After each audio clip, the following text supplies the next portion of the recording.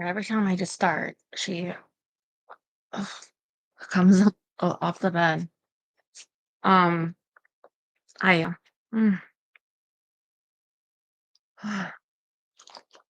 so I was thinking for a second, did I remember to put it on the side? Go. Just put my shoes on. I gave her a little play. So go away. Go on the bed. Yeah, I'm gonna move that. Go. Stop. um, so I did some cleaning. I'm not as bad as yesterday because I didn't do like as much of my arms are so sore though from what I did yesterday, although I did make some progress still, but like I got up later than yesterday too. I wrote the pool slash the tree person and I said, "Are you still coming tomorrow? Is everything okay?" But I haven't gotten a response, but I don't expect one because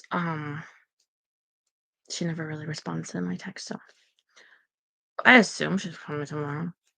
Um so I did that, wrote her also. So my uncle, I haven't wrote him in a while. Um I wrote him because he wrote me. I said just some about what I've been going through. So it had some back and forth. Oh my god.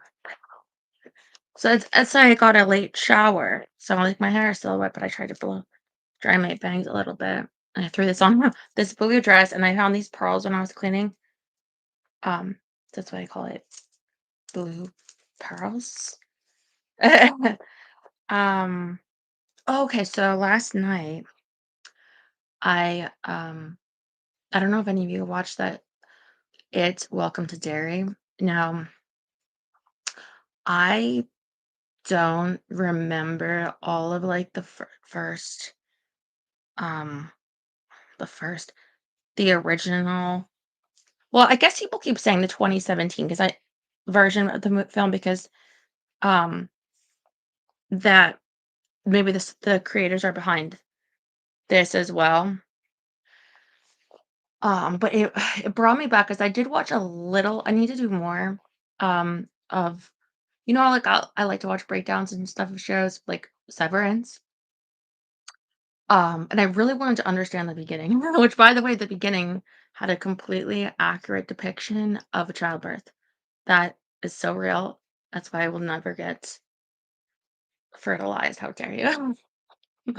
But actually, I had to understand the beginning in a context of like what it meant, who it was that like has been around for maybe like millions of years, and um, it comes when the clown form started, but he comes back every 27 years, so it's a prequel, and there might be like more with the prequel. So,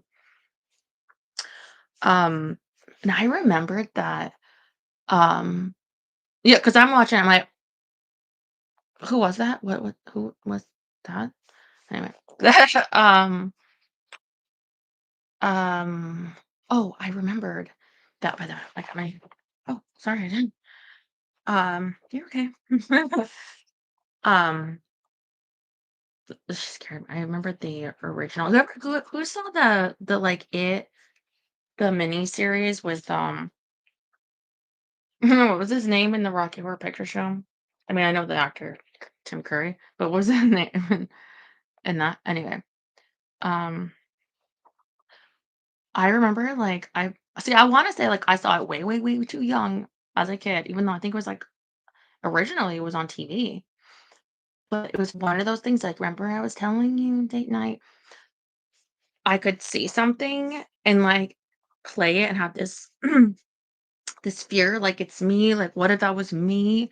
I remember that it wasn't clowns. Like I didn't have a fear of clowns, obviously. Like clowns are so hot, not that one, but me as a clown or pipes, water, things in them. I remember having that fear. I remember having like I couldn't totally discern what was like a story made because some of it was like real or could be real. Like these are adults or this like in my brain of like what this is I'm seeing, but I could like, oh, there could be voices. Like if you hear something and like older houses or pipes, sometimes they do make a noise. Like I've had that with my neighbor once in Massachusetts, hearing just like creaking. I'm like, you know.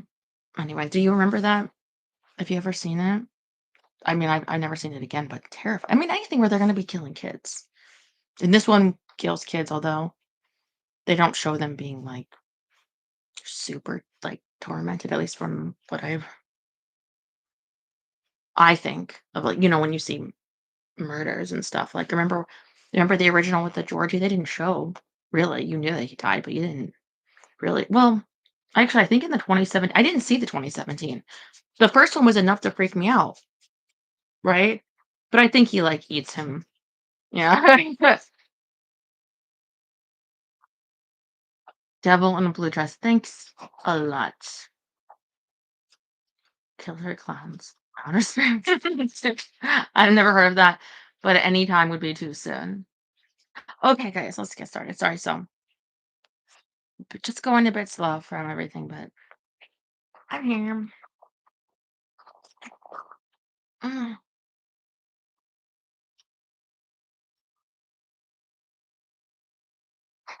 Literally feel sore. Literally feel sore laying down. What the hell?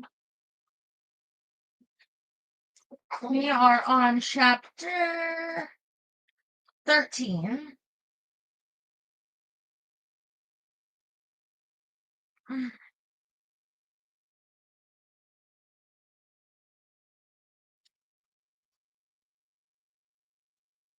What do you mean I could have a bun in the oven? Yes. Told ya. What is that going to be? Book 3? Drake is a dragon. I'm a human. That's a cross species thing. Well, sweetie, when a dragon and a woman love each other, they're. Jim sauntered over from where it had been watering a small laurel shrub, one one eyebrow lifted in delicate scorn. You were a human. Now you're a dragon's mate. Or you were a human. Signed, sealed, and spent all night making little dragons. I stared at the demon, my mind screaming in horror. Yep, well I got a show to recommend for you to watch. It's it's on HBO. I had nothing against kids per se, but I wasn't ready to have them yet. Hatch. Not to mention, I wasn't sure I wanted to have them with Drake. Not only did he not seem terribly paternal, I wasn't ready to be a mom to a dragon. But it's got to be physically impossible. Last month, when Drake and I asked him about condoms, and he said that pregnancy was impossible between us, and that he didn't have any nasty dragon or human diseases. And since I don't either, no, you're wrong. You have to be wrong. Jim shrugged, and we sat to scratch behind its collar. You agreed to be his mate last night. You swore fealty. He accepted you. That makes you officially a dragon's mate. You're immortal, no longer human. You're kind of a human plus, if you get my drift. That doesn't mean that suddenly Drake has super sperm that can leap a building in a single bound. That would be impressive.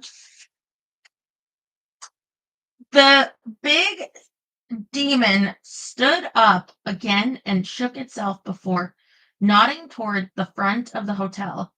Renee had pulled up right on time and was standing chatting with Tiffany. I tied on its drool cloth and followed after it.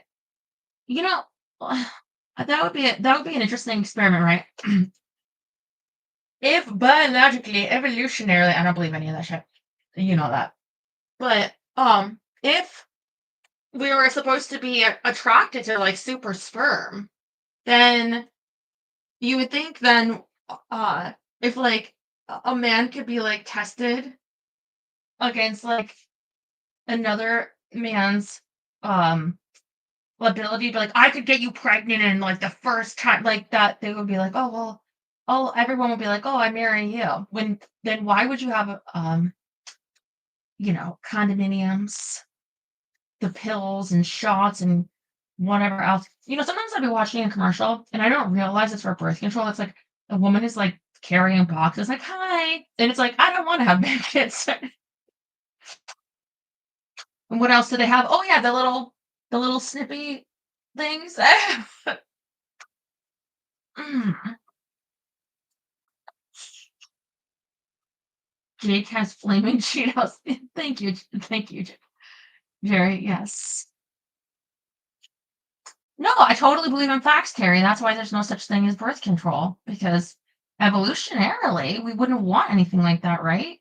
I mean, if it's true that we're wanting to procreate so much, then there would be no such thing, and no one would certainly use it. And that's why it's ridiculous. Okay.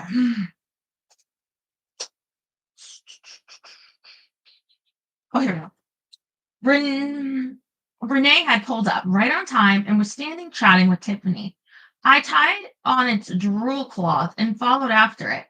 A discussion of Drake swimmers is going well over the border into too much information land. Just how do you think dragons reproduce anyway? Mm, I assumed they mated with female dragons. And then, I don't know, the females laid eggs or something. Evolution is only one. No, I'm saying it disproves the entire theory. Like the entire theory. Because if there was any accuracy at all in reproduction being such a goal in any way of importance, then it really would be no such thing. It'd be like, remember like a pet rock? That was way more popular than birth control. So I remember when they came out with that like Plan B, or maybe not when they came out. Well, I remember seeing a one product released by far for that entire year. Disproves you have been completely disproven. Facts. Done. Enjoy your slap. I assume they mated with female dragons, and then I don't know, the females laid eggs or something. That's what I was thinking. Jim shook its head, muttering something about getting with the times, but the damage had been done. I tried to remember just what Drake had said the first time we made love, but I couldn't recall the exact details. I made a mental note to question him about it before he laid claw on me again, then slapped a smile on my face to greet Renee and Tiffany. And I said to him, Joseph, you might be an oracle, but that doesn't mean you know everything. I was born to be a virgin. It is a very high calling and a most important position. Where would all the witches and sorcerers be without blood of a virgin? And do you know what he said to me? He said, I might not know everything, but I know enough to recognize an ice princess when I see one. Wasn't that thoughtful of him? He thinks I'm a princess, one made of ice. I like ice. It is pretty and shines nicely. Good morning, Ashling. Good morning, Demon. I was just telling Renee the lovely compliment I had this morning. Yes, we heard Ice Princess. That's really nice. Morning, Renee. Are you both ready to do a little hermit hunting? Renee opened the back door to the cab. Tiffany swept inside with a regal smile. I am most anxious to help you, Ashley.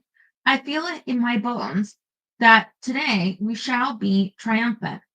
He squinted at me as I started toward the back of the car.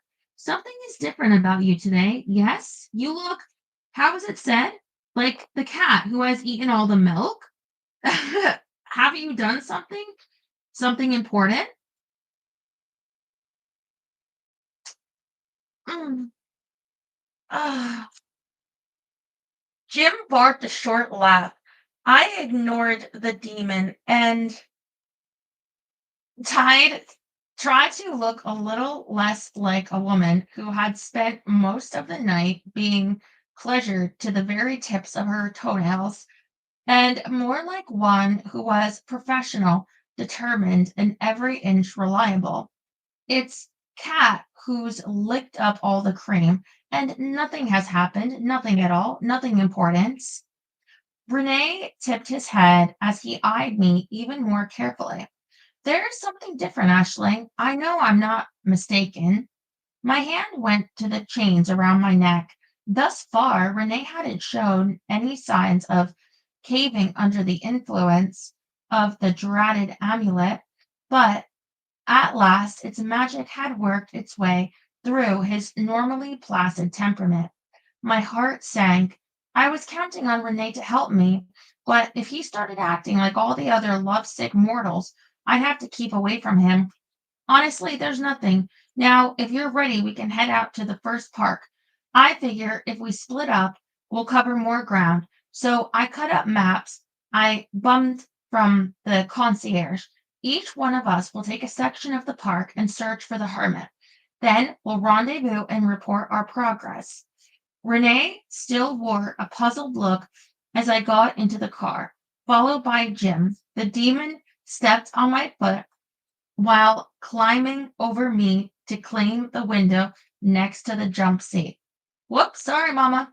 Stop it, I hissed, making mean eyes at Jim. What was that? Renee asked, sliding behind the steering wheel. Nothing. Ignore Jim. It's just being a smartass. Better than being a dumbass, Jim intoned, its head out the window. But not as good as an ice princess, Tiffany pointed out, smiling at her reflection in the rearview mirror. I heaved a mental sigh. It was going to be a long, long day. We found the hermit shortly after noon, sharing a pond in the Budapesti Wildlife Park with a couple of fallow deer. Jim had been fretting because I insisted on searching one last park before we had to call it quits and return to the hotel. I had two more apprentice interviews, and I promised Drake I would attend a clan function with him that evening. It was my first time to formally meet his dragons, and I was more than a little nervous about the whole thing. But this is a wildlife park, Jim protested. Its furry lips curled as it glanced around the parking lot. I passed out maps to the park. It's big, and I don't see any handy food stands. We'll search as much of it as we can now. If we can't cover the whole thing, we'll come back this afternoon after we get something to eat, and I meet with the guardians. I promised. Jim, you search the area surrounding the big game enclosures and the wildlife feeding points. I doubt a hermit would be there, but we shouldn't overlook any potential hiding spot. Tiffany, if you could take the Z trail and check out the beech forest, that would be helpful. Renee, do you mind doing an open woodland? I think I can handle both the pine and the oak forest. We'll meet at the owl enclosure next to the main entrance in an hour, okay? Everyone agreed, and we scattered. Jim's grousing following me as I headed off to the deepest part of the park. There were a couple of trails that wound through the acreage of the park, taking the visitor through a number of environments, the surroundings changing from deciduous trees to marshland to alpine forest. It was gorgeous, and I only wish I had more time to appreciate the flora and abundant fauna. As it was, I was about to head back to the entrance when I spied a little glimmer of water through the dense oak trees. I left the trail and carefully picked my way through the undergrowth to a little pond. A small, long necked, white spotted deer about Jim's height lifted its head from the pond, gazing at me with big liquid eyes that showed no fear. I've always liked deer, but this one was so elegant, so beautiful in its purity, it took my breath away. Oh, thank you, Aiken. Oh, I said softly, freezing so as not to startle the deer. It blinked impossibly long eyelashes while it considered me for a moment or two, then turned and slowly made its way around the perimeter of the pond. It was beautiful and serene, and left an odd sort of ache inside me until a man's voice spoke, Hungarian, behind me, when the deer disappeared into the grove. I spun around, a strangled little scream emerging from my throat. Lord above, you scared me. The man was clad in what I thought of as ranger clothing, khaki pants and shirt, a kerchief knotted around his neck, and his hands rested easily on his hips. Surprise lit his dark eyes for a moment, then changed to amusement as he grinned. You are American. You are tourist? Yes, to both, I said, looking back toward where the deer had disappeared. Did you see that little deer? Dame Bourgeois. I beg your pardon? It is a Dame Bourgeois, a female. Her name is Draga. Dragon? I asked, for one moment wondering if the dragon population in Budapest was unusually high, but a closer look at this man's eyes ruled out that idea. His pupils were normal circles, not the elongated ovals that marked dragon's eyes. Draga, it means his hands swept out wide while he searched for the word darling. Aw, you guys are my dragas. Very appropriate, I said, glancing around the pond. There wasn't much else to be seen but shrubs, trees, and a couple of yellow ducklings floating with their mother at the far end of the pond. I hate to sound nosy, but do you come here often, to this park? That is, not just the pond. He nodded. Very often. Oh, good.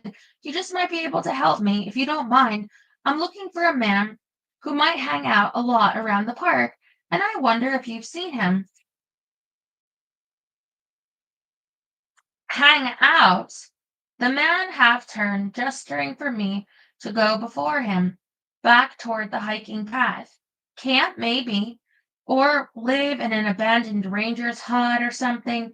His name is Georgi Berto, and he's probably pretty shy around people, so I wouldn't be surprised if he stays away from contact with the public. The man started laughing even before I finished the sentence. I pushed past a laurel bush and glanced back at him. He smiled. I am Georgi. I stopped. You are. You're a hermit. He didn't look like a hermit. His hair was short. He didn't have long, scraggly beard or dirty, unkempt fingernails.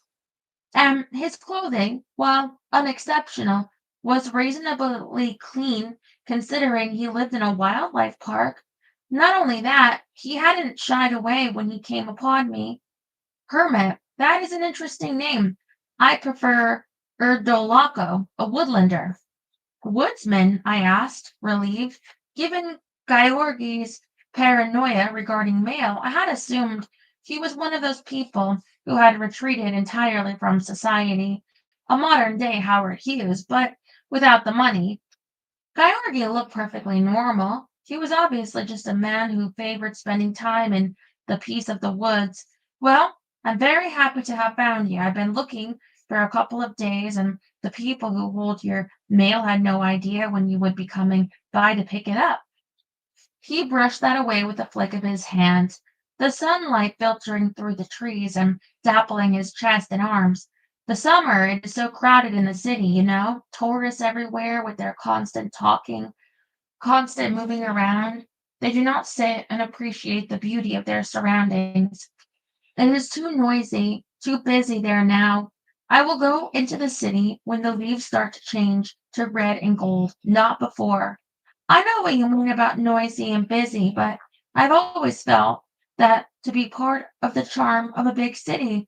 Although I admit I really like staying on Margaret Island.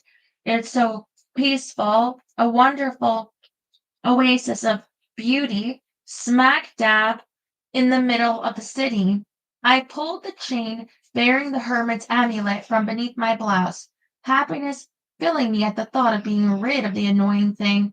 I'm from Damien Carson Antiquities. I have the amulet you bought. I'm sorry I've been wearing it, but people kept trying to steal. Ashling? Ashling? At oh, there you. You must come quickly. Your demon, it is having a fit of the most large sort. Tiffany ran toward me, her lovely face shadowed with concern.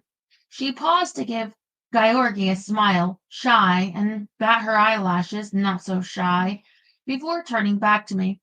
You must hurry. The demon is on the ground, writhing about, with much froth coming from its mouth. I think maybe it's dying.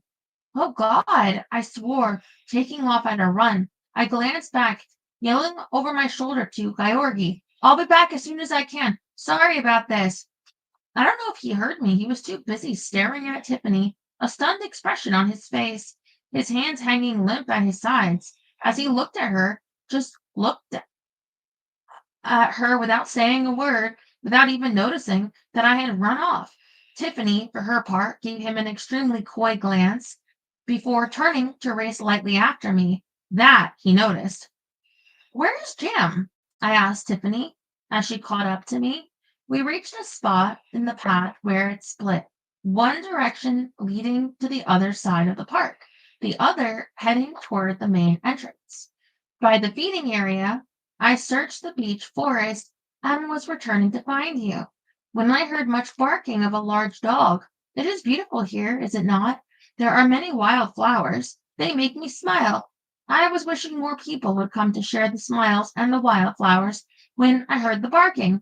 Although I would have preferred to continue thinking about the flowers, I thought perhaps it was Jim who was making the noise, and that he might have found the hermit, but it was not the hermit he found.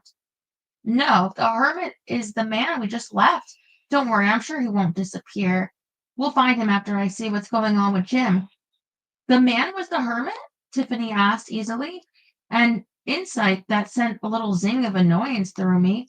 There I was, sweating and panting like Jim after the one time I made him run with me on the beach, and she wasn't even looking hot. Are you sure? He did not seem like a hermit to me. Nor me, but he says he is Georgi Berta. I haven't checked his identification yet, but I don't see any reason for someone to lie about being him. He didn't seem to know who I was, or even that the amulet was on its way to be delivered. Which way? She pointed to the right. We ran down a narrow, lesser used path around the far perimeter of a fenced area. Beyond it, in a bed of ferns, growing in the shadow of an ancient oak tree, lay Jim, groaning and gagging. Uh-oh. What's wrong with Jim? Fighting with swans? We'll see.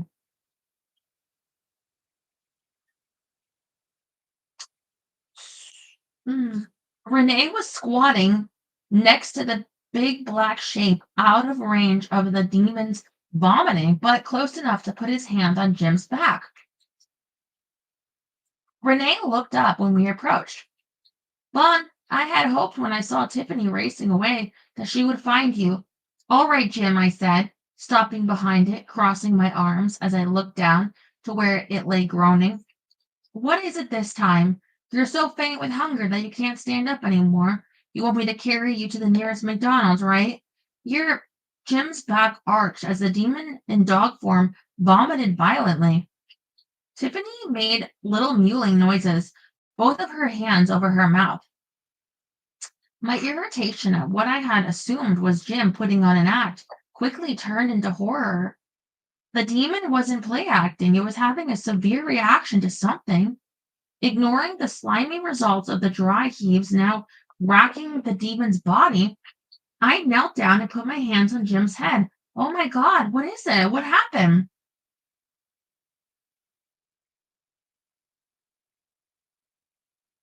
Mushroom? We'll see. I Jim's body shook. I stroked the big black head, using the drool cloth to wipe away the long tendrils of saliva that hung from its flews. I food was hungry over there. Renee turned to look at the feeding station.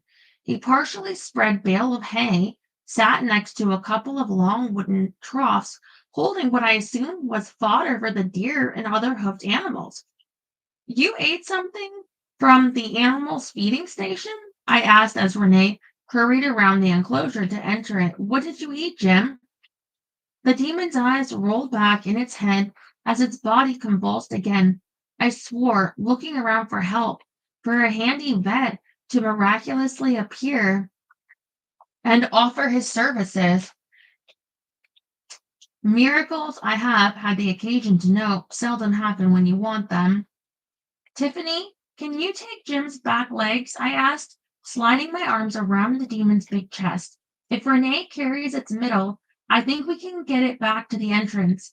There's got to be a vet who serves the park. Maybe he can help Jim. Renee met us as Tiffany and I staggered around the fence. He stuffed a bulging handkerchief into his pocket as he wrapped his arms around Jim's sagging middle. It took a little bit of everything. It is food for the deer, but it could be poisonous, yes?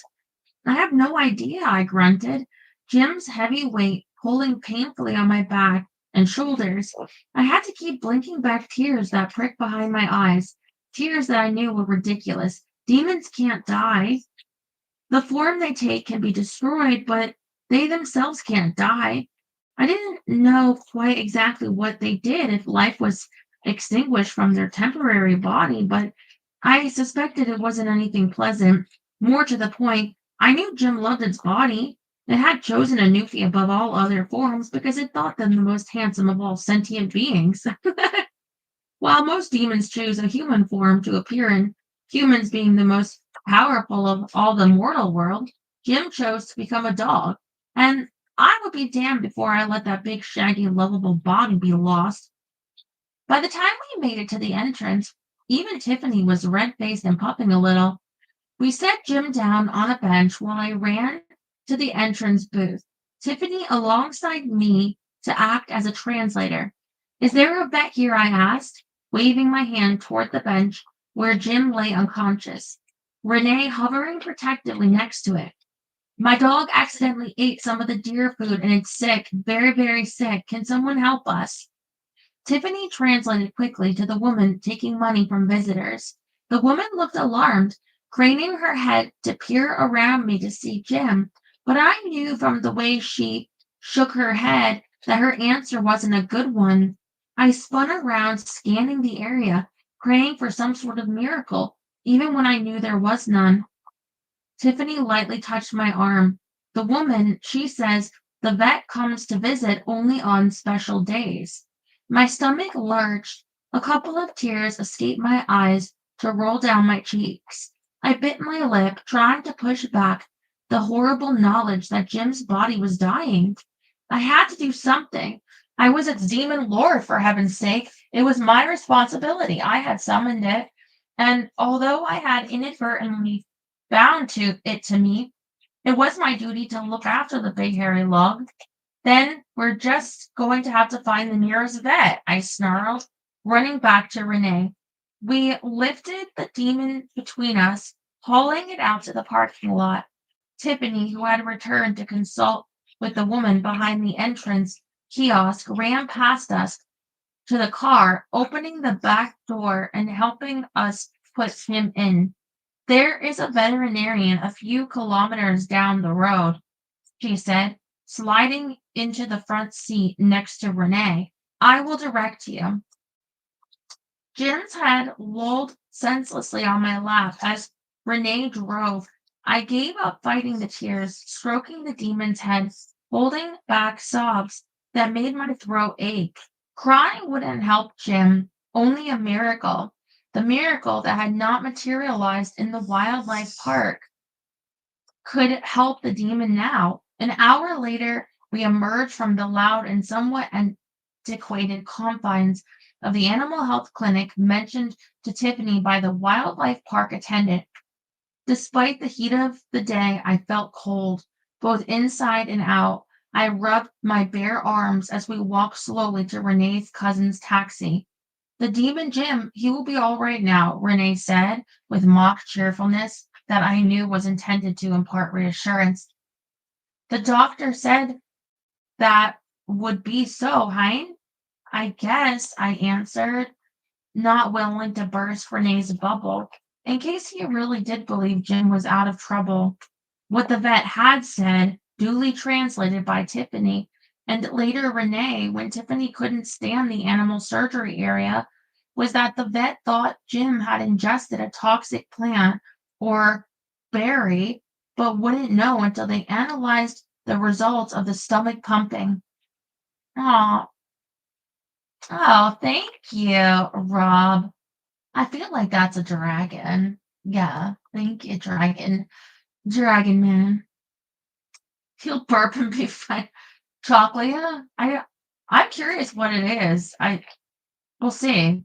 Renee turned over the handful of grain and plant matter he had culled from the deer trough.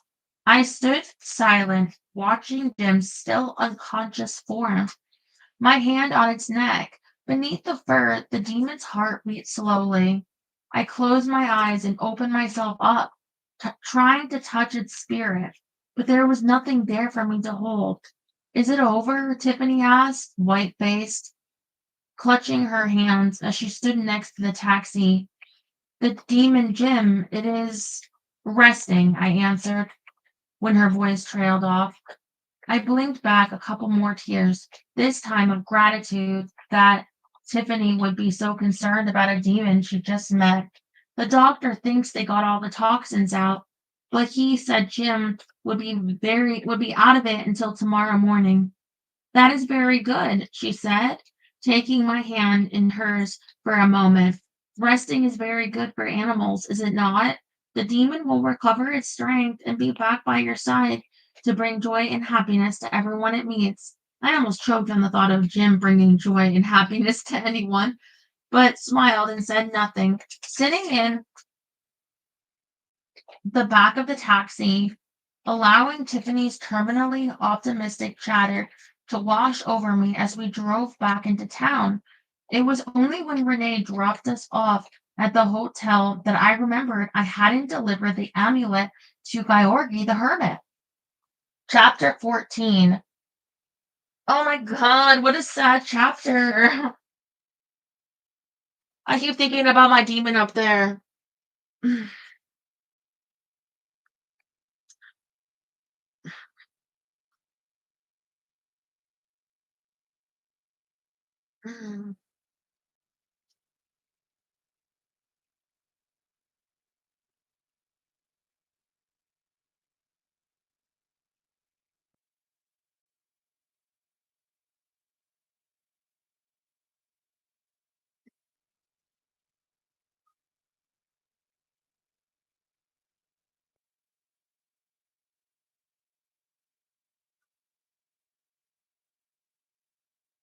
The lunch banquet had just ended when Tiffany and I walked into the hotel lobby.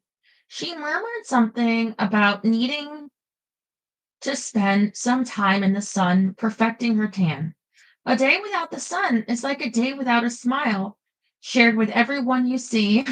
Terry, are you enjoying your days without the sun? Ugh.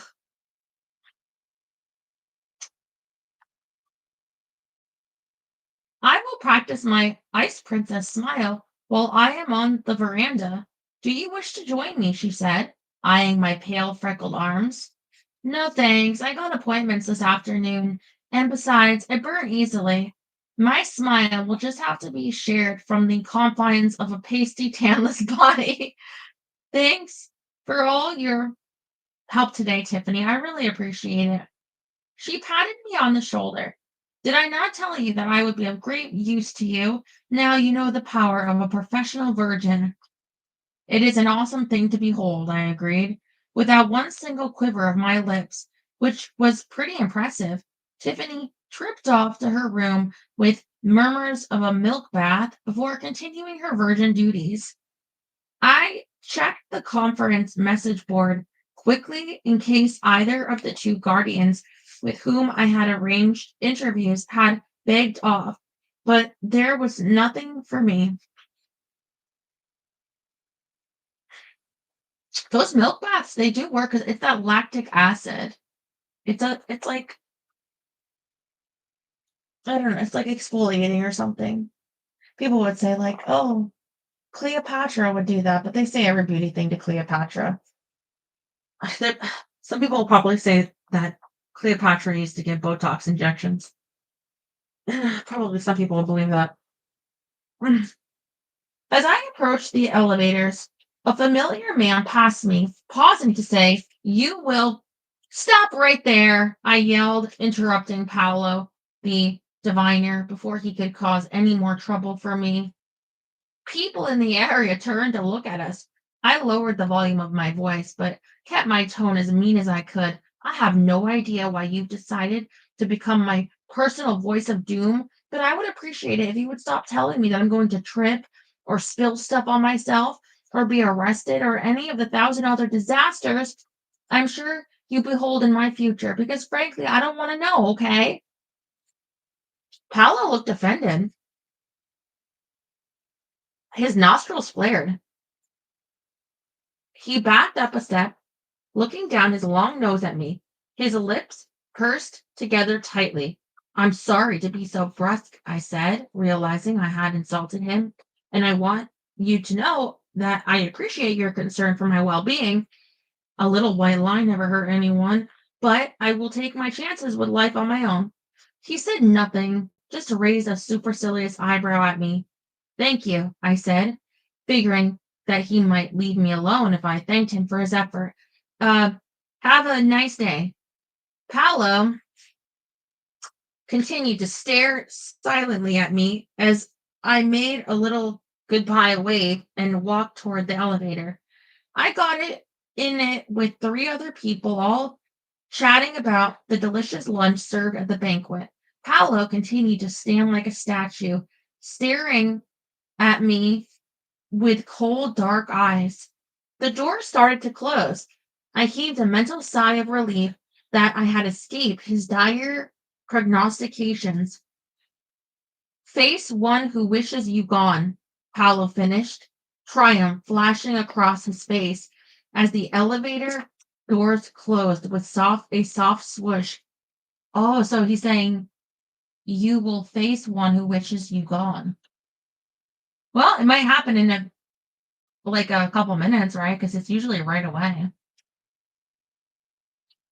Let's see. That's that's some sort of news flash, I muttered, smiling a toothy smile, when the woman next to me cast a questioning glance at me. It was odd, walking down the long hotel hallway without Jim at my side. I had summoned the demon just a little more than a month before. We hadn't been parted for longer than a few hours. Yes, it was a demon, and yes, it wasn't technically alive, but smart mouth, nagging tendencies, and demands for frequent feeding and walks notwithstanding, it was also my friend. I missed the big hairy galoot. My room is going to seem awfully empty without Jim taking up all the space," I said softly to myself as I slid the plastic key card into the slot on my door, opening the door with plans of a quick shower before I ran downstairs to meet with the two guardians. Hell's bells, not again! The room was indeed emptier without Jim, extremely empty. Of all my possessions, that is. Everything of mine was gone. My suitcases, my clothing, Jim's paraphernalia, everything. It was as if someone had come in and wiped the room clean of me. I turned on my heel and started for the front desk, growling to myself about what I was going to say to the police. How dare they confiscate my things? It was bad enough in Paris when they took my stuff, but at least they mailed everything back to me a couple of weeks later. This time I'm going to get pushy. I'll go straight to the US Embassy and demand that they. Hi, Isvan. Drake's red-haired bodyguard gave me a stiff bow, his muddied hazel eyes as hard as stone. Istvan had never really forgiven me for a slight accident that resulted in him being mistaken by me for a dartboard. I couldn't blame him for being a bit testy over that, although I had apologized profusely at the time. Mhm.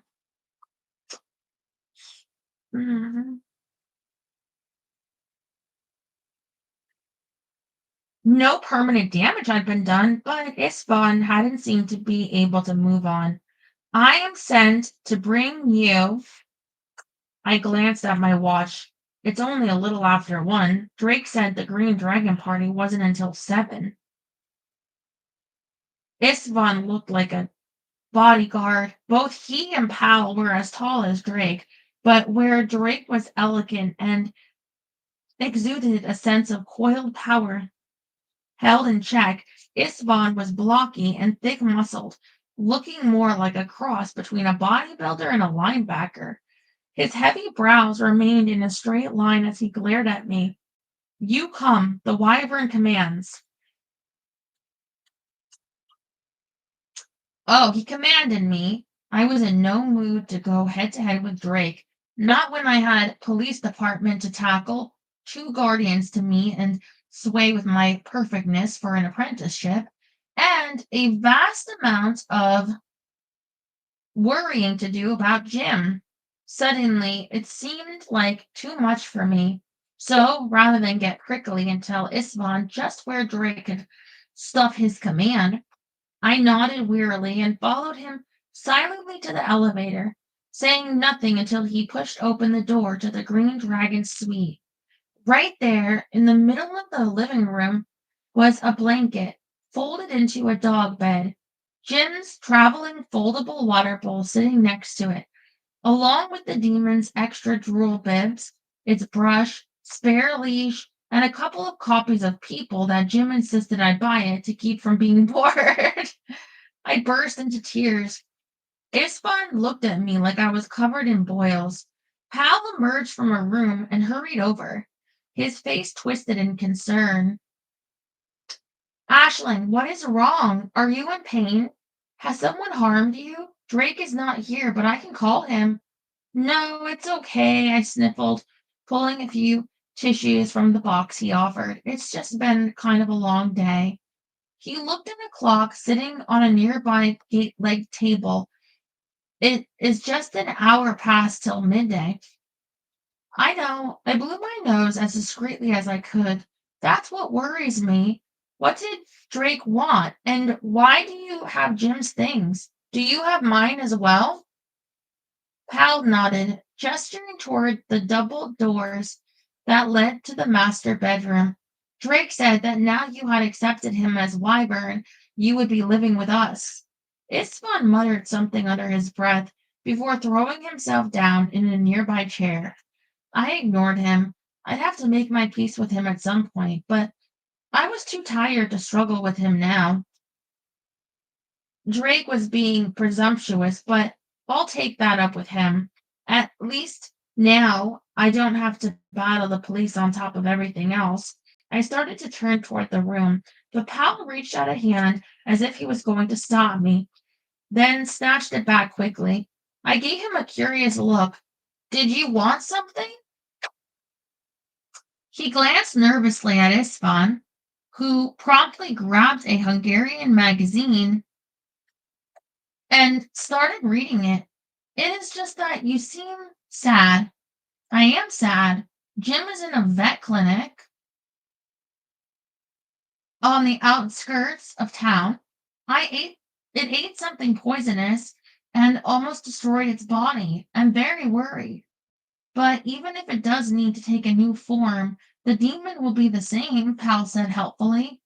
I nodded, then shook my head, then ran my fingers through my hair. My activities with Drake the night before hadn't left us time for much sleep, and with everything else going on, my brain was starting to feel a bit ragged around the edges. I know, but it won't be Jim. I'm going to take a shower, then I have to leave for a bit. If you see Drake, tell him I struggled to think of something that wasn't too snarky, but would let Drake know I didn't appreciate him taking the high hand with me. Tell him I'll talk with him about this tonight. Isfan said something I didn't understand. I cocked a questioning eyebrow at Pal. Not only was he friendlier than Isfan, his English was as good as mine. Pal looked uncomfortable and didn't meet my eyes. He said that there would be much talking tonight. Isfan snorted. I decided to ignore him, feeling a shower and possibly a quick nap would do more for me than figuring out a surly bodyguard. My first appointment went off without any disasters. Striking me, Paolo didn't stop by to give me another warning. Drake didn't show up to go bossy on me, and Jim wasn't there to say inappropriate things at the very worst moment. Despite all that, it was a complete failure. I will make a note of your phone number, Fiona, the Scottish Guardian said, giving me a look that pretty much said she'd rather consort with a demon lord than ever give me a jingle. As I said at the beginning of this interview, I have many applicants hoping to gain an apprenticeship with me, so the competition is naturally very intense.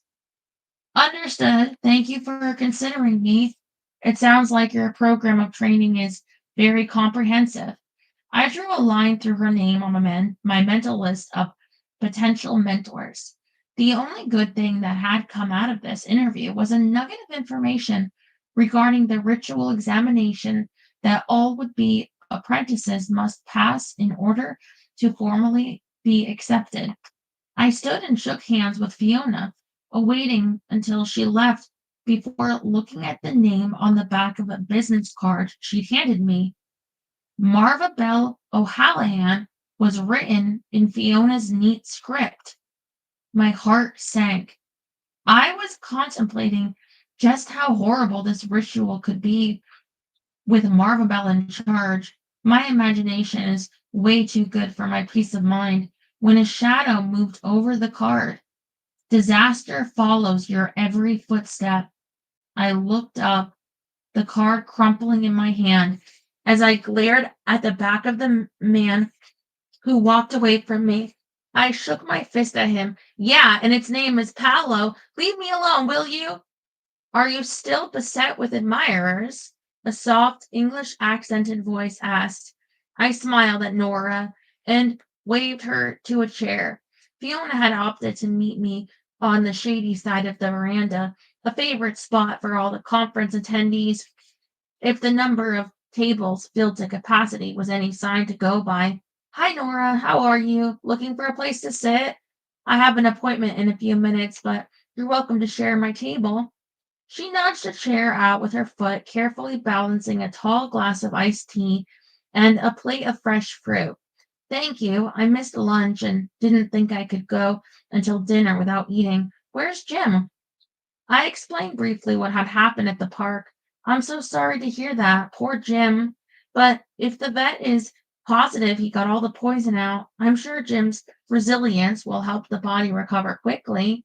You might be able to destroy a demon's physical form, but they are hardier than a mortal being. Oh, thank you, Jerry.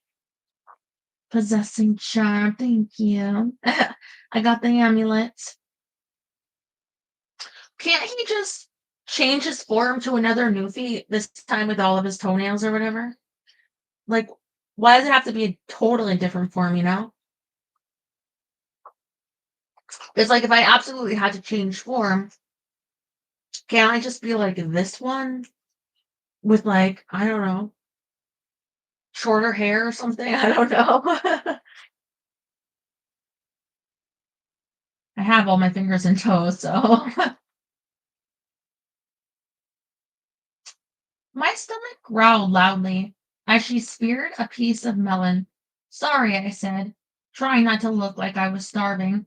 I had fallen asleep on Drake's bed, now I guess also my bed, after my shower, and I only barely made it to the appointment with Fiona without being late. There hadn't been any time to rustle up something for lunch. You're welcome to some, she offered, pushing her plate toward me. Thanks, but that's not necessary. I looked at my watch, chewed my lip in thought for a second, then turned around and looked at the doorway leading to the hotel. Zaccheo stood next to the wall, a pitcher of water clutched in his hands, his body tense and quivering slightly in anticipation, as if he was waiting at the starting line of a race. I smiled at him, and he shot over to me, almost knocking down an elderly couple in his haste. You want water? He asked, holding out the pitcher as if it was made of precious gems. You want more water? No, I said, speaking slowly but firmly, the only way I'd manage to have a conversation with Fiona without him drowning me in ice water was to forbid him to approach me until I signaled I wanted something.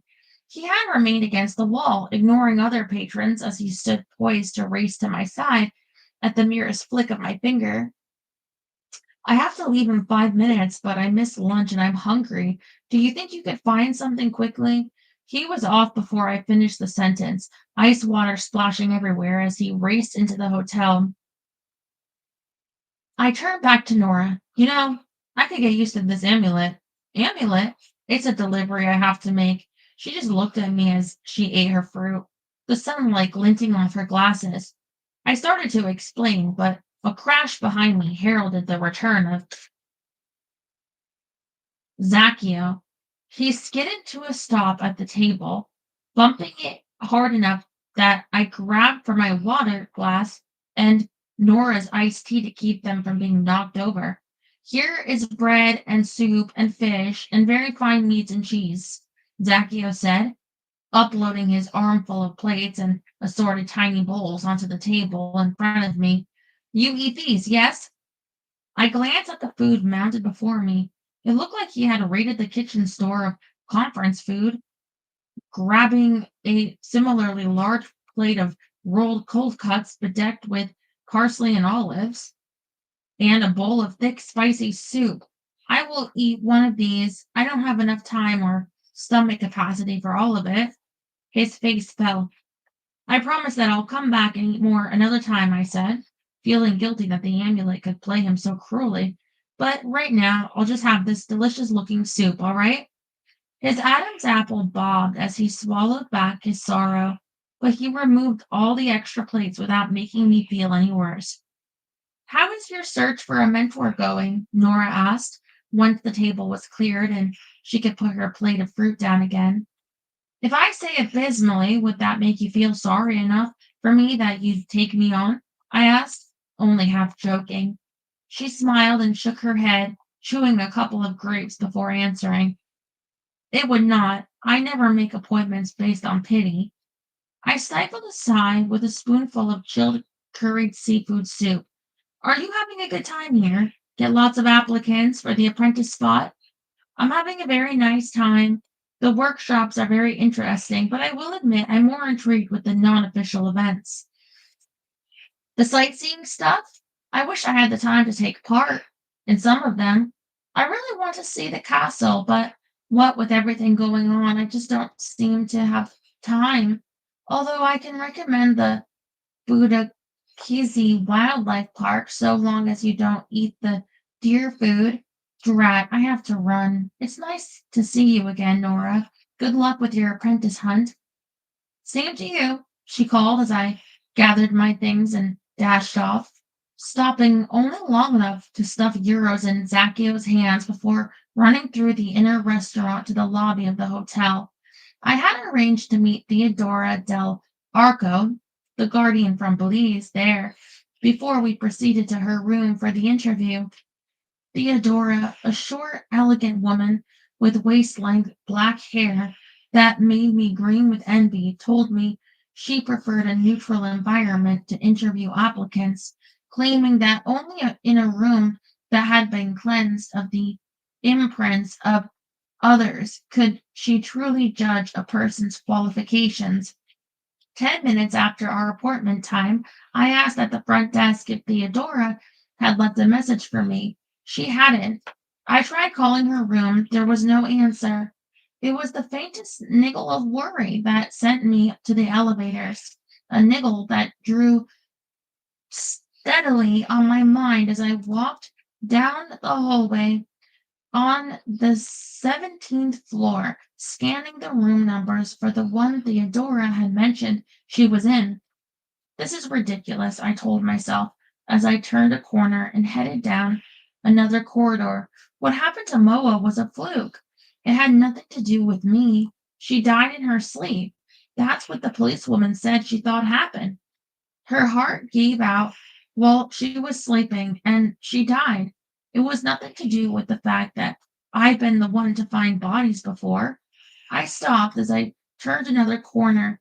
The hallway was filled with people speaking in shocked, hushed voices. A maid's cart had been shoved to the side. A woman in a hotel uniform sitting on a chair in the corner.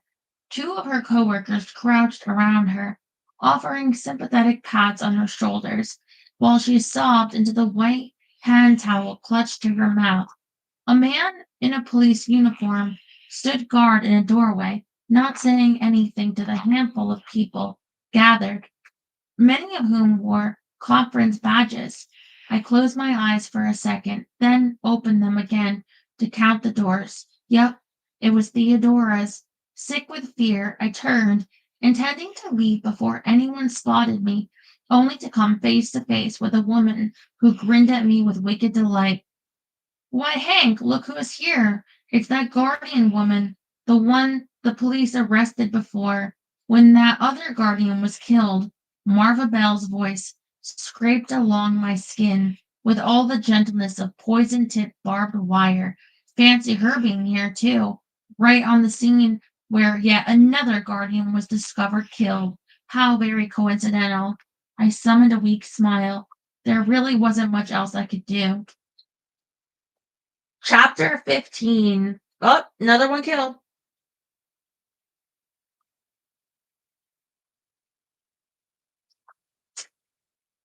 Moa, Theodora. Ashley should be okay because maybe it's only ones that whose name ends in A.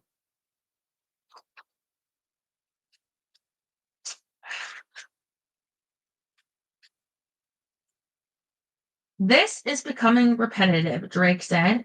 As I emerged from the local police station, I squinted at where he leaned against the limo, the sun low in the sky behind him, blinding me so that all I could see was his silhouette. Tell me about it. You're not the one who keeps getting hauled in by the police. He held the door to the car open for me. I climbed in, relieved to see we were the only occupants in the rear. Pal and Ispan were in the front seat, Pal giving me a cheery smile before turning to face the front. Ashling, I like to think of myself as tolerant, but I must remind you that you now bear a certain responsibility for the welfare of the sept, and thus I would appreciate it if you could pass the day without attracting the attention of the police. I leaned back against the soft leather, closing my eyes and wishing for a tiny little moment that I could roll back time to just before I had agreed to courier an aquamanile to Paris. I would never have been involved in the murders there, never have summoned Jim, never have discovered that I was born to be a guardian, and never have met Drake. Little flickers of flame teased my fingertips. I opened my eyes, expecting to see Drake kissing them, but he wasn't. My fingernails were on fire. I glared at him. Now what? He tried to look innocent, but we both knew he wasn't. It is a manifestation, he said, picking up my hand and sucking the tip of each finger to extinguish the flames. A manifestation. I pulled my hand from his, not because I wanted him to stop sucking my fingers, but because my body started up its usual clamor to jump him. Of what exactly? My fire. It sometimes happens in new mates. You will learn to control it in time, or so I'm told. You haven't had a mate before, have you? I asked, allowing him to pull me close to his side. He smelled good. He felt better. Jim said that dragons mate for life, so that means you never had a mate, right? You're new to all this too? I am familiar with the ways of the dragons, he said, handily avoiding answering my question. Drake was master at that. I know what passes between a wyvern and his mate. Uh-huh. I wasn't convinced, but I let it pass. Aren't you going to ask me what the police said? They requested an interview with you because your name was in the Guardian's appointment book. They asked you about your relationship with her. They inquired as to the last time you had seen her, and they confiscated your passport and informed you to not leave the country without first consulting them. I pushed myself away from his warm body to stare at him. Don't tell me you've suddenly developed Fiat's psychic abilities. He looked disgusted. A green dragon is above the antics of such a lesser being. Hmm. I rubbed my forehead, almost too tired to think. I just like to know what's going on. The detective I spoke with said preliminary reports showed Theodora also died in her sleep. A weak heart was said to be the cause, but that makes two guardians dying just a couple of days apart. Mm. A situation that stretches the boundaries of coincidence. Any ideas about what could be happening here? Drake shrugged. I have been consumed by art negotiations. I have not had time to play detective. Do you think that there's something to play detective about? I asked. I have no idea. It doesn't seem likely that two guardians should die so quickly, but it seems less likely that their deaths were anything but natural. I wasn't at all convinced, but since there was little I could do, I let it go and changed the subject. I curled up against him again, welcoming his heat as it sank into my flesh. Fiat isn't to be trusted, Drake. I meant to tell you this earlier, but what with everything going on, I forgot. He's not at all committed to this peace accord you're trying to hammer out. He spoke to me a few days ago about some battle he's anticipating.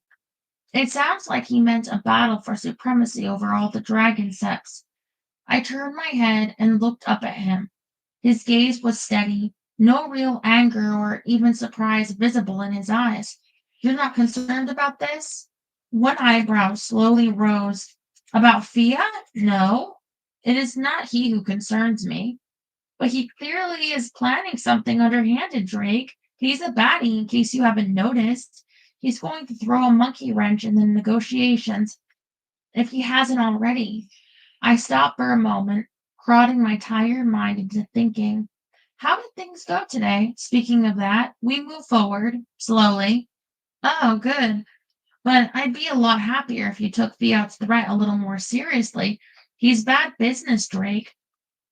I appreciate your concern, Kinsem. It is unnecessary, but it pleases me that you put the welfare of the set before your own concerns. I didn't say anything to that.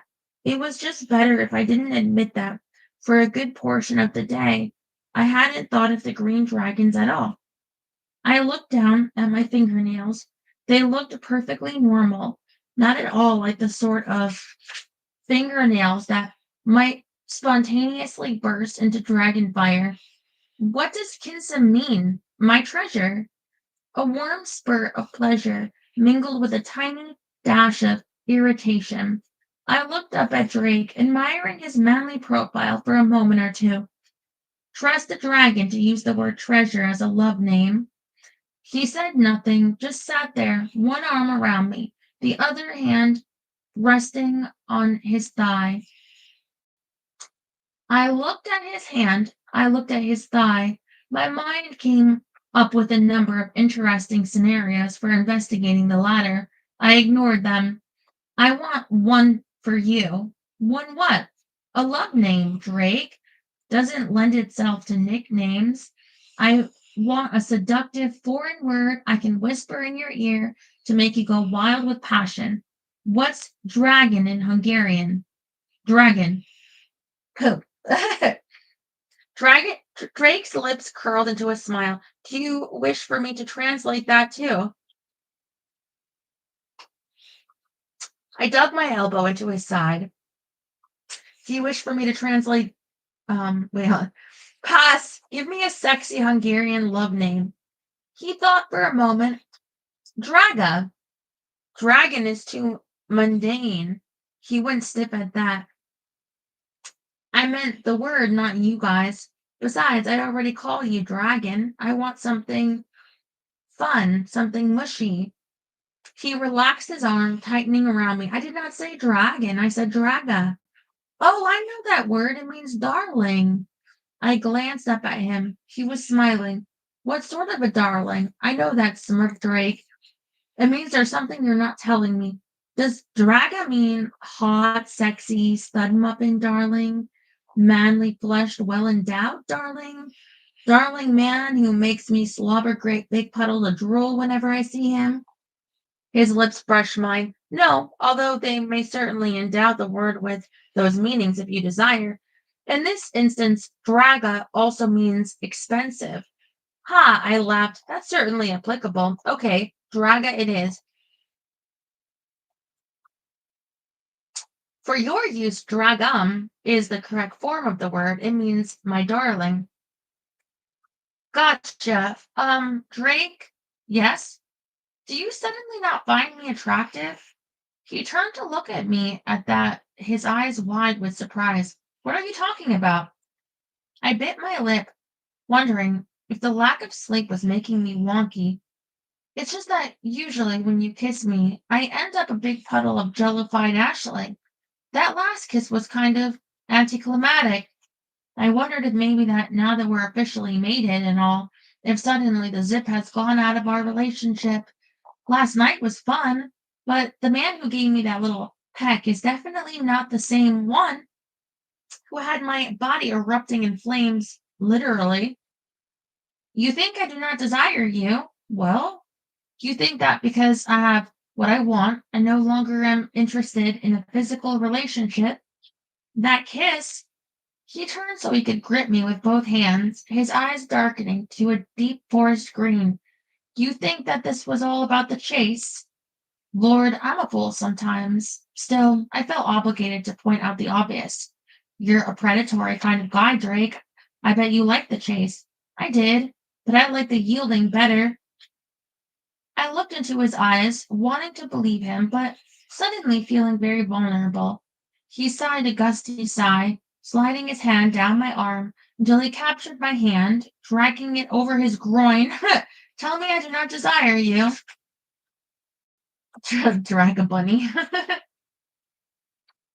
A blush heated my cheeks. Beneath the soft lines of his pants, he was hard, fully aroused for me. I'm sorry, what about Jim?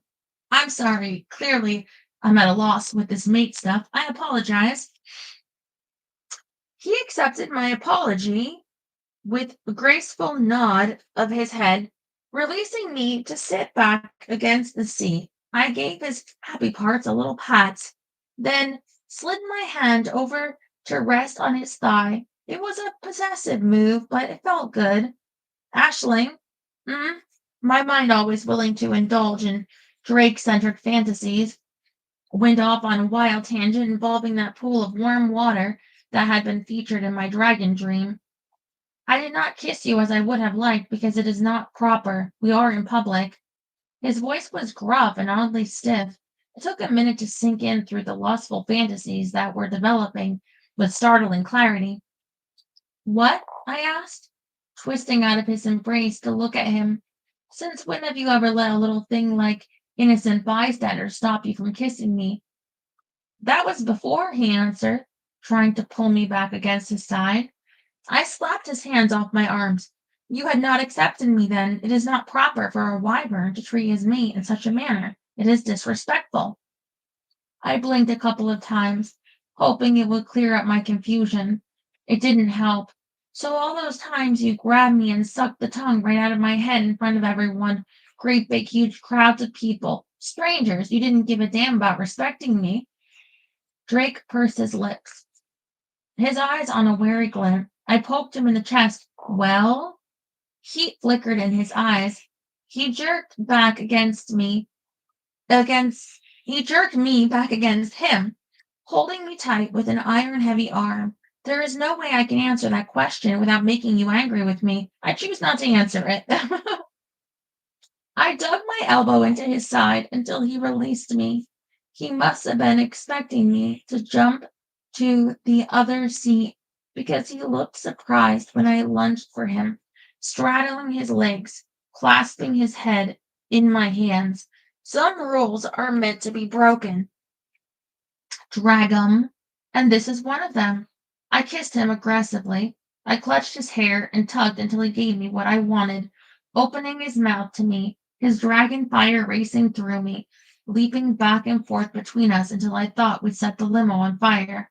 He allowed me to dominate him for a few minutes, my hands sliding from his head to his chest as I sent my tongue forth on a search and explore mission.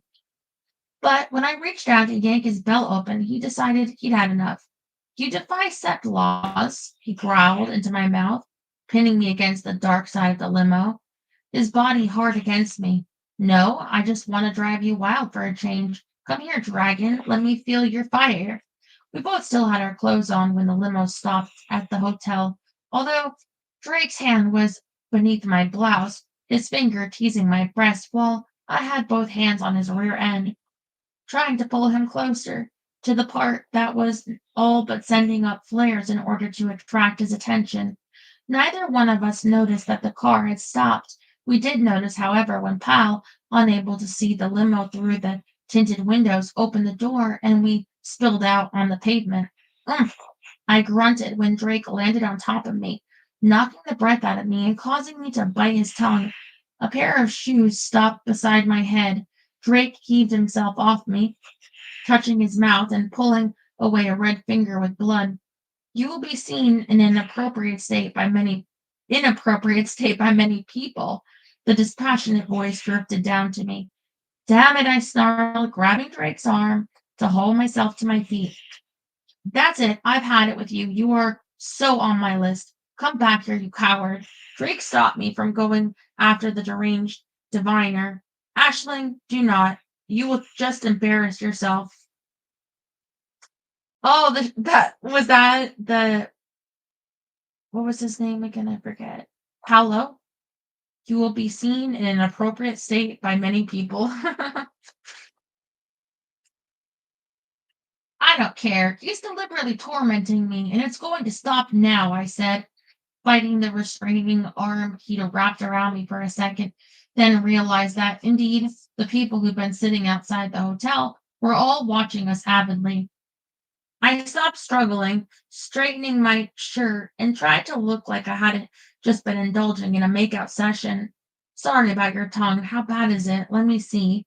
He refused to stick out his tongue so I could determine how badly I'd bitten him, ushering me into the hotel instead, ignoring all the titters and giggles from the people who had seen our memorable arrival. The people at the front desk acted like I was some sort of typhoid Mary.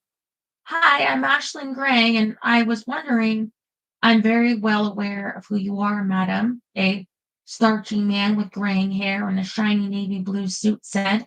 He looked unhappy, angry even. I searched my mind for reasons the hotel staff would be angry at me and came up blank. It is good you stopped here. It will save me the trouble of visiting you. The management of the Thermal Hotel Tenu wishes to respectfully suggest you seek lodgings in another hotel. Oh, you're getting booted. I goggled at the man. He wanted me to leave? I beg your pardon? If this is about the spot on the carpet, I can promise you it wasn't my dog. The spot was there when we first got to the room. The management's objection to your presence is not due to the spot on the carpet, the man said, speaking carefully, as if he had a mouthful of marbles and was afraid of swallowing but one of them. But why? It has been drawn to the management's attention that you have been personally involved in the two recent tragedies that have blighted the good name of the Thermal Hotel de New. This hotel has been in this location for 127 years. We would like to remain for 127 more, and I highly doubt that will be possible if customers continue to drop dead while in the hotel. It is for the good of the hotel that we request that you seek lodgings elsewhere. You can't possibly believe I had anything to do with the deaths of those Two women. I barely knew them. The man tidied an already tidy pen holder. You have, I believe, been detained not once but twice by officials regarding the deaths. Yes, but that was just routine questioning. Nonetheless, the staff are beginning to talk. They say you are the angel of death. They say all those people whom you meet with end up dead. Such things are foolish, naturally, but the facts remain that you are connected to the deaths. We wish to avoid any more. Thus, we politely but adamantly request that you remove yourself and your belongings from the hotel. We realize that you must be allowed access to the premises during hours of the Goddamn conference, but beyond that, we ask that you locate yourself elsewhere. Is there a problem? I straightened up as Drake's voice rolled around me. I debated handling the situation myself, explaining to the hotel man that despite a couple of odd coincidences, I had nothing to do with the guardian's deaths, but decided that one of the perks of having a boyfriend who was arrogant, bossy, and rich was leaving such petty details to him. This guy is trying to throw me out of the hotel, I said, and gave Drake a questioning look. Is he? Drake's eyes considered me carefully. Yes, he is. I waited for a moment, but Drake didn't do anything but look at me expectantly. I prodded him. Aren't you going to do something about it? That depends. What will you give me to help you? My jaw dropped. What? I'm your mate. You can't ask me that anymore. It seems to me I just did. Drake! Laughter lit his eyes. He was teasing me, the great big lizard. I almost pinched him. I was so irritated. Drake turned to the hotel man, the amusement in his eyes quickly changing into something a whole lot less pleasant. I thought the guy was going to swallow his tongue. His whole body panicked, his hands suddenly trembling as they clutched the pen holder while he stammered out an excuse. Mr. Virio, I had no idea this lady was connected with you. She has been involved in two recent deaths. The lady is my fiancée, Drake said smoothly, but beneath his velvet voice, menace hung heavily in the air. The man's fingers spasmed, dropping the pen holder. She is therefore under my protection. You will accord her every respect you do me. Is that understood? Yes, sir, of course, sir, but the bodies do not concern me. I trust you will not be bothered further. Of course not, sir. My felicitations to you both. The hotel is delighted to have Miss Gray continue her stay with us. Drake gave the man another dragon-eyed look, then gave me a gentle shove toward the bank of elevators. Fiancé? I asked him through my teeth, trying to hold on to my tight smile in case anyone was looking at us. I don't remember agreeing to marry you. It is the closest mortal equivalent of being a mate, he answered. Oh, I suppose so. And thanks for bailing me out there, although I could have done a little less teasing. Why didn't you tell the man that I didn't have anything to do with the murders? He probably thinks you're covering up for me. He stopped in front of the elevator that Pal and Esteban were holding for him. Are you coming with me to the room? I glanced at my watch. Damn, the wildlife park will be closed in 20 minutes. I had hoped I could run out there and give Gyorky his amulet. And there's not enough time right now. I want to call the vet's office and then try to make it to at least one workshop. And then there's evening dinner. I've had to miss so much of the conference. I'd like to try to socialize and meet a few more guardians. Do not forget our appointment later, he said, stepping into the elevator. Right, 7. How fancy is this shindig? Fancy? His gaze burned green. I would suggest that you wear something washable. The elevator doors closed on my confused huh? It was only when I had the lobby phone in my hand that I realized he had never answered my question about why he didn't tell the man at reception that I wasn't involved with the murders. Drake, I found out later, didn't lie unless he felt it was absolutely necessary. Oh, so does he thinks that she is involved? I don't get it.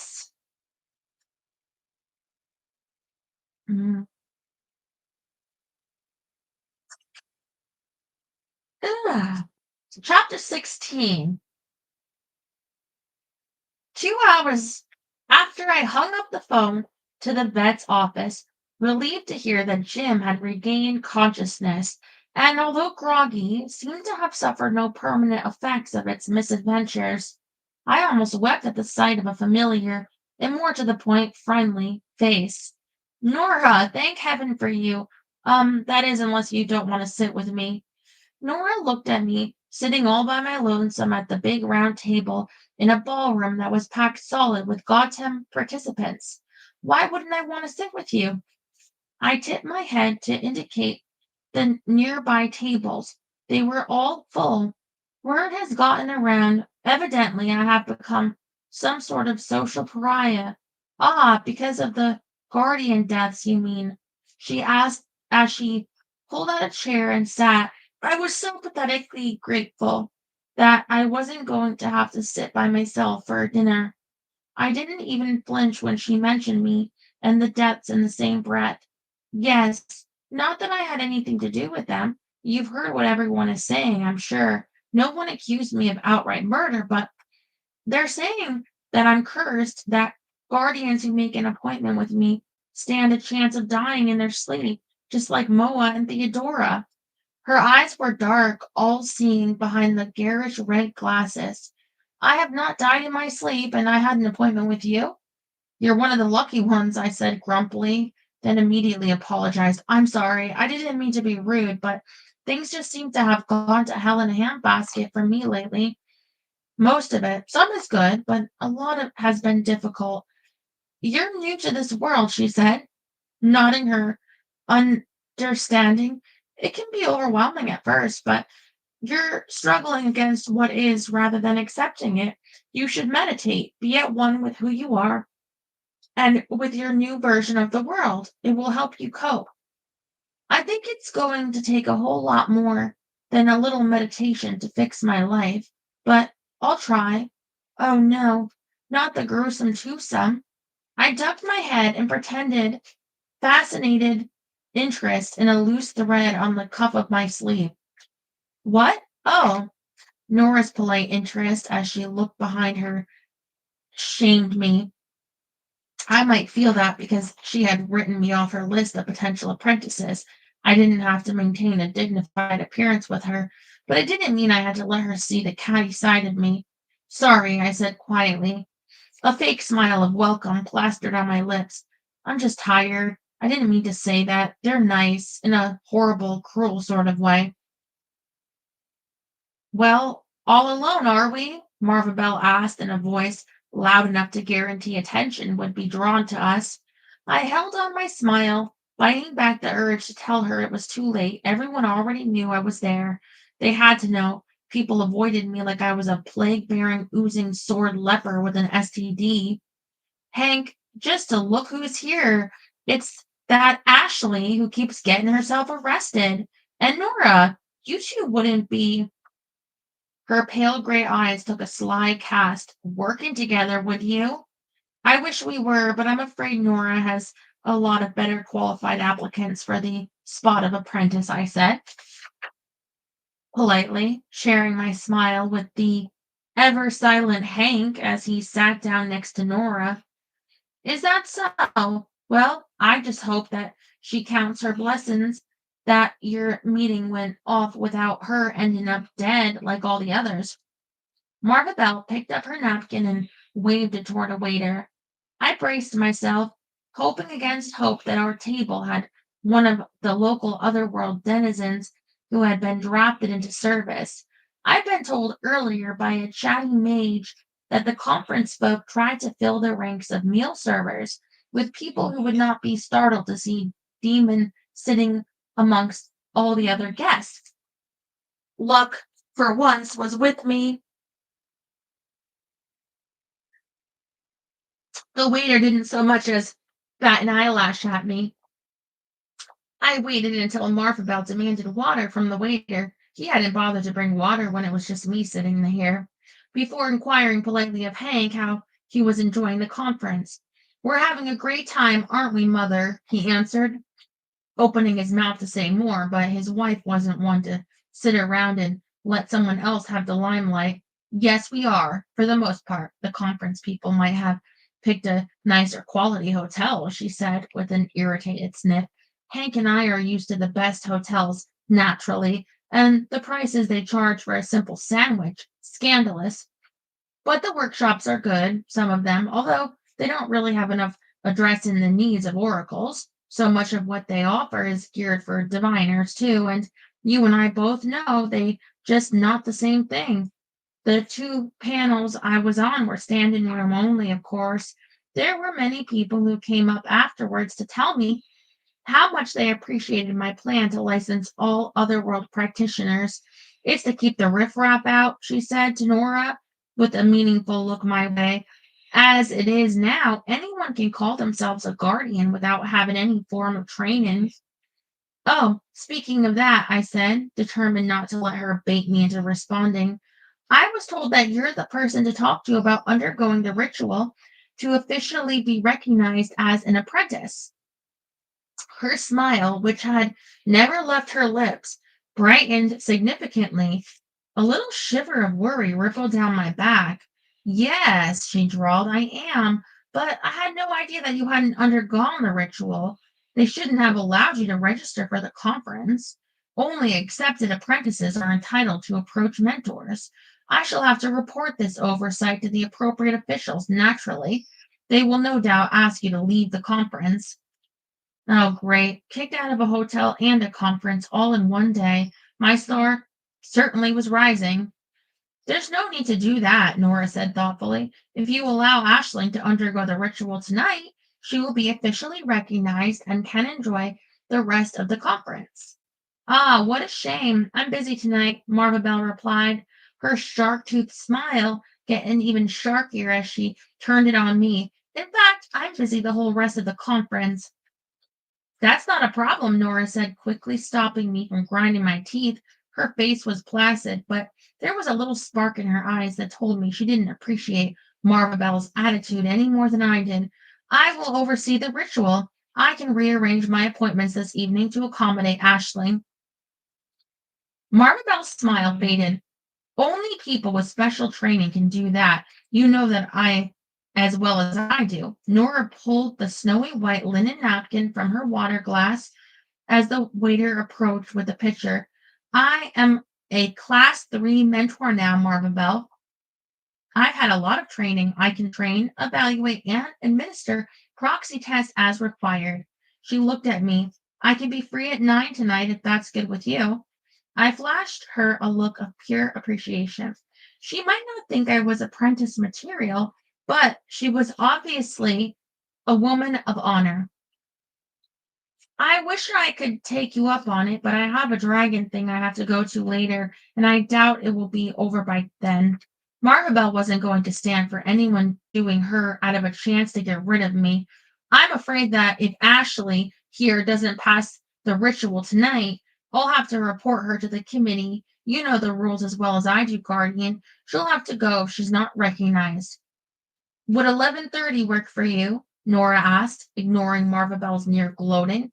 I'll make it work, I answered, making a mental note to explain to Drake that I had to leave the Green Dragon party no later than 11.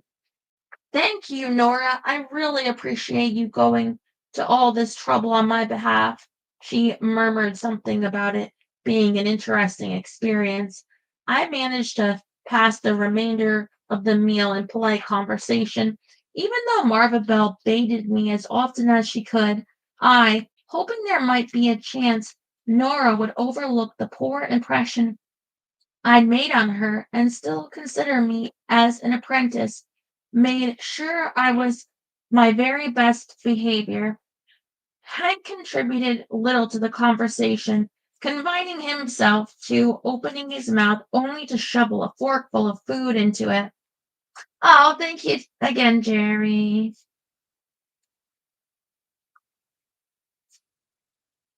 Whenever Nora and I tried to draw him out, Martha Bell would answer for him, drowning out any reply he might make.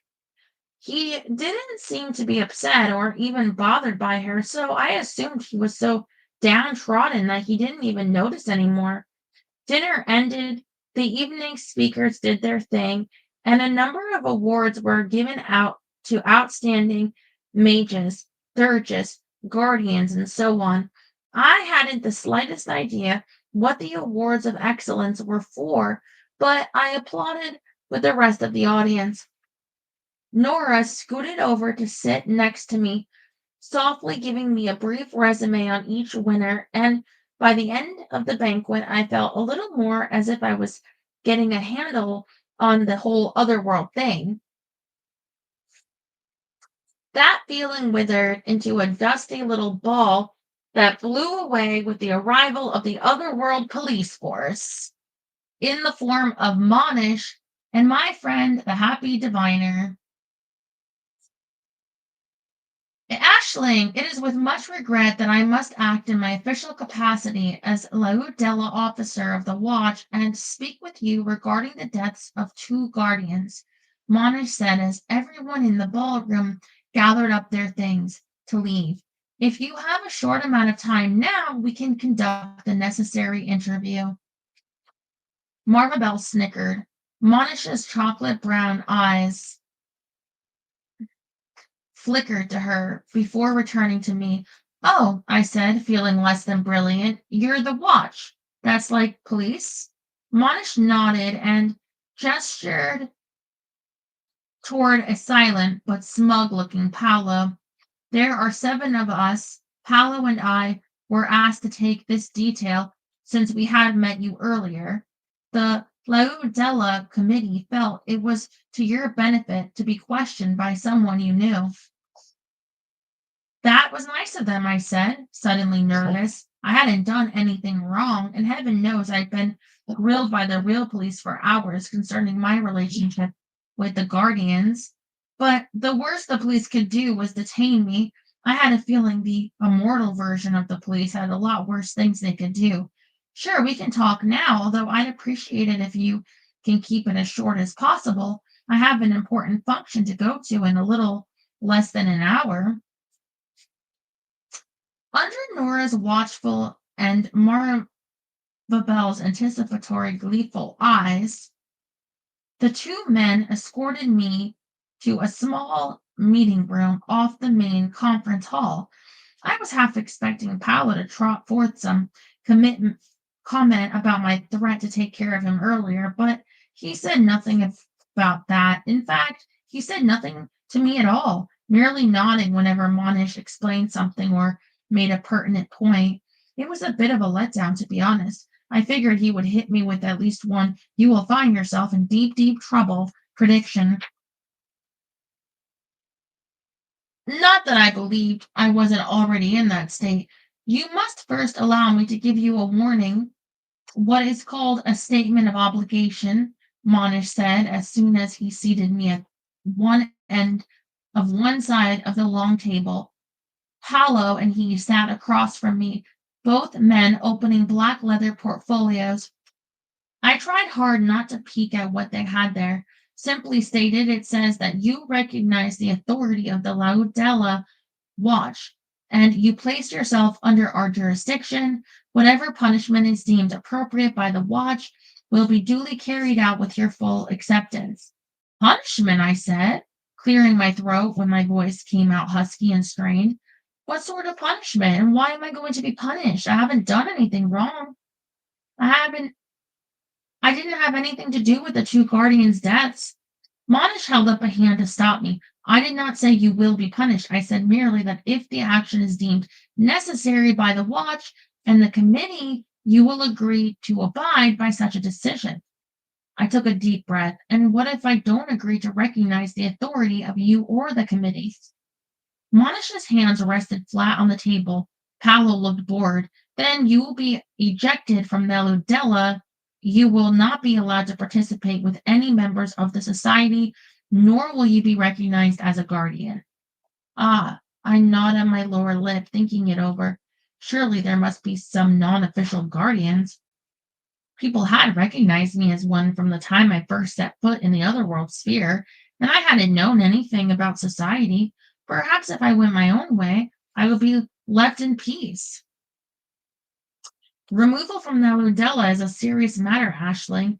It means that all society will be closed to you.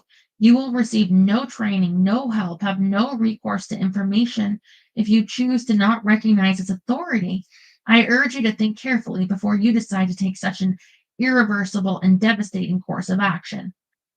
Monish's face was carefully impassive, but I paid heed to the warning in his soft, lilting voice. It looked like I had no choice in the matter at all. Either I could recognize the other world leadership and play by their rules, or I wouldn't be allowed to play at all. I could always say no and just go off to be Drake's mate, but I wouldn't be happy doing that. I wanted to be a guardian. I wanted to be valued for myself because I had value and skills and importance of my own, not just because my chromosomes meshed well with Drake's. I swallowed back my worry and no little amount of fear and nodded, All right, I recognize your authority. Monish relaxed into the soft leather chair, a tiny smile flickering across his lips before he became serious again. Good. Regarding the two guardians, who you will please explain what your meetings with them consisted of and how you came about selecting them as potential mentors. The next 20 minutes were spent going over the same ground I covered with the Budapest police, how I came to be at the conference, allowing the BP police had no idea about the true scope of the conference, viewing us more or less as harmless crackpots, why I was searching for a mentor, and what had led me to talk to Moa and Theodora. By the time Paolo had fetched coffee for all three of us, my throat was dry, but I was fairly relaxed and confident. This was nothing worse than the grilling I'd undergone with the police. That thought evaporated quickly. Very well, your information matches what you told the police, Monish said, as I took a sip of the coffee Paolo set before me. I thanked him, but he didn't say anything, just resumed his seat next to Monish, his pen in hand as he made occasional notes. Now we come to the point of this meeting. The point? I asked, surprised. I assumed the point was finding out how I had met the Guardians. You can't imagine I have anything to do with their deaths. The police inspector said the preliminary examinations showed that the women died in their sleep. Monish inclined his head. That is so, but we in the Laudella are better qualified than the mortal police to judge the origins of questionable deaths. The two guardians did indeed die in their sleep, but we believe they were murdered. I stared at him, half believing he was joking with me. He wasn't, of course. His face was all seriousness. Murdered? Are you sure? How? By who? That is what we have asked you here for, Monish said, setting his pen down and lacing his fingers together on the top of his portfolio. It has come to the attention of the Ludella committee that you were a suspect in two recent murders in Paris. A horrible, dreadful feeling of deja vu crept over me. It couldn't happen again, could it? Because of that, and because of your involvement with the two guardians who were killed, the committee views you with extreme suspicion. I do not believe you are responsible for the guardians' murders. I relaxed into an ungraceful slump. But I believe you had something to do with them, even if it is a connection you yourself do not recognize. But the horrible feeling swelled. It was happening again. Damn it, it couldn't. I wouldn't let it. The committee has recommended a course of action that I hesitate to take. The loathing in his voice pulled me out of a temporary wallow in self-pity to take note of what he was saying. What course is that? I asked, dreading the answer. Paolo and he exchanged glances, meaningful glances. I believe that information is not relevant. Know simply that it would be most unpleasant. Oh, great. He was talking about supernatural torture? The head of the underworld's government wanted to torture me because of what happened in Paris? That thing in Paris, it was just a coincidence, I started to explain, but Monish wouldn't let me finish. I have read the report filed by the Wiccan Emily Merlin. I am familiar with the happenings of that time, but you must understand my position, Ashling. The committee members are calling for your head.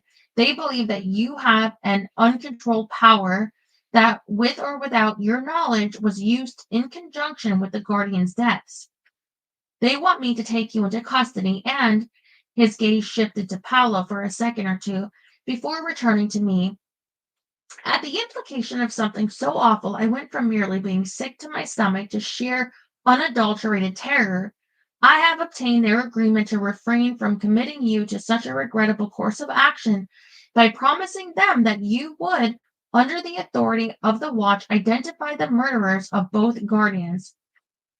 My heart dropped down to my feet, joining my stomach. Pamanich, I'm not a detective. I don't know the first thing about finding murderers, and I don't have any uncontrolled powers. Well, all right, I'm not terribly in control of the power I do have, but it's not a big power, and I couldn't kill anyone. I wouldn't know how to even go about making someone sick, let alone kill them, intentionally or otherwise. I'm just a guardian wannabe, pure and simple.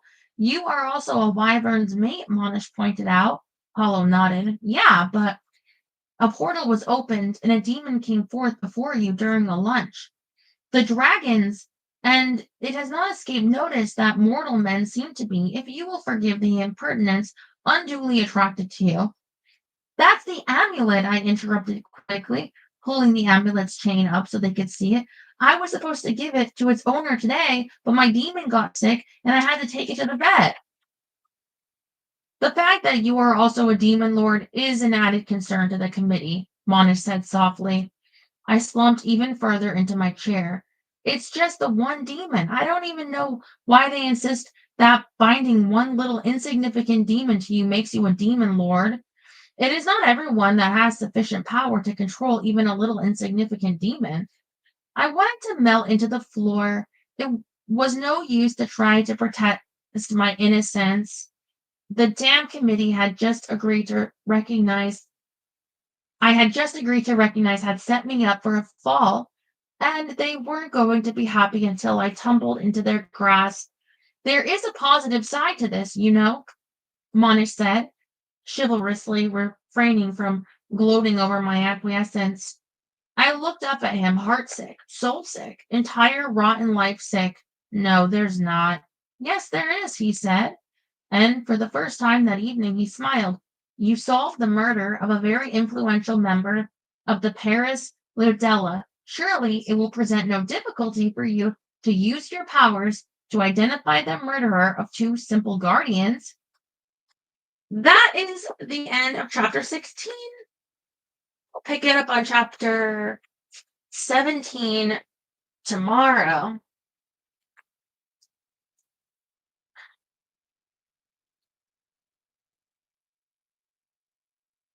So,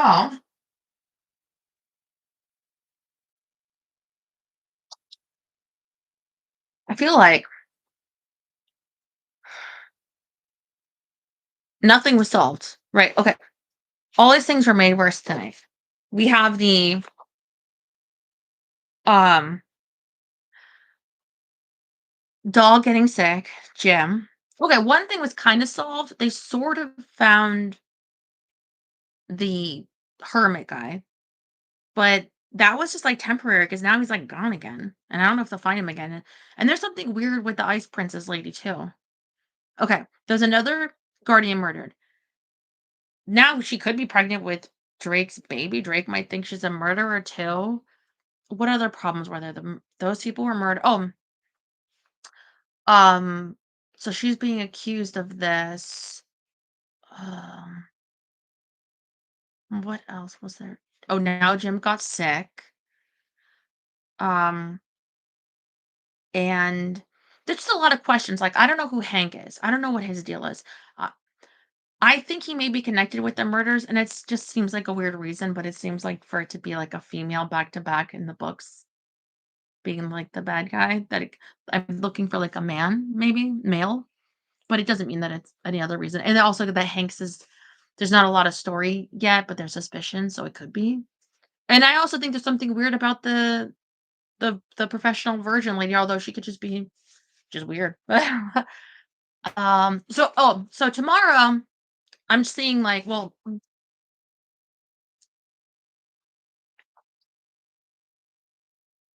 this is what we've read so far. This is what's left. Probably there's like a little bit for the next one. And I forget if the one I have here is the third installment or the fourth. Um, but either way, we're not on that yet. So there's still so much to go that I don't know if it'll all be settled tomorrow, but I'm hoping we'll get like some answers of what's going on.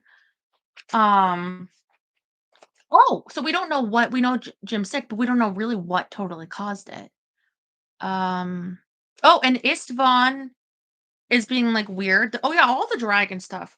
Why are they fighting?